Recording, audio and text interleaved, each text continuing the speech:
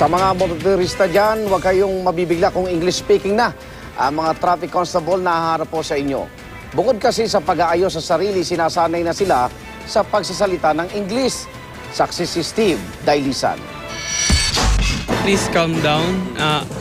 I'm plugging you down because you violated the traffic rule. The RA 7924 or the MMDA code.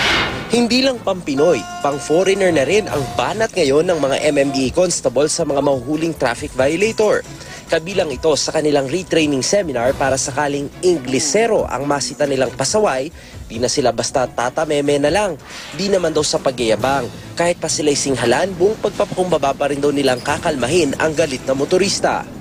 Sir, please sir, don't be angry because I'm just doing my job. I'm taking it professionally, sir. And if you don't mind, can I request your driver's license?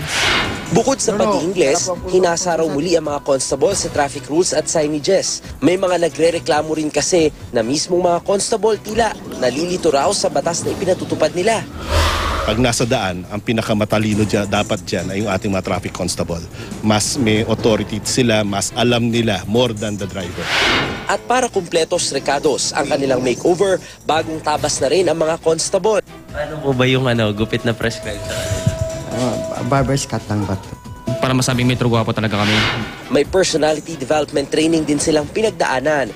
Bawal ang bad breath at bawal na rin idahilan ng init at ulan sa panlilimahid.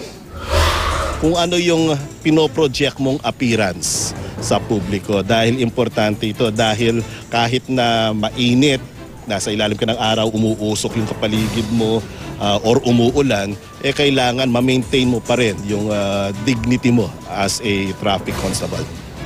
3 araw na regrooming at retraining ang kinakailangan bunuin ng halos 2,000 traffic constable na target nilang tapusin sa loob ng 9 na buwan. Bukod pa dyan, kinakailangan din nilang ipasa ang quarterly diagnostic test. Ang lahat ng programang ito para raw makadagdag ng respeto sa mga tulad nilang tagapagpatupad ng batas trapiko. Ano naman kaya ang masasabi ng mga motorista? Okay ba yun? Siyempre, para medyo okay naman sa paningin ng tao. Okay lang. Mas maganda, siyempre, mas maganda para presentable. Pero anyway, hindi naman na siguro kailangan. Basta gawin lang nila yung tama, ayun lang yun. Bawal ang otong. Ako, si Steve Dailisan, ang inyong saksi.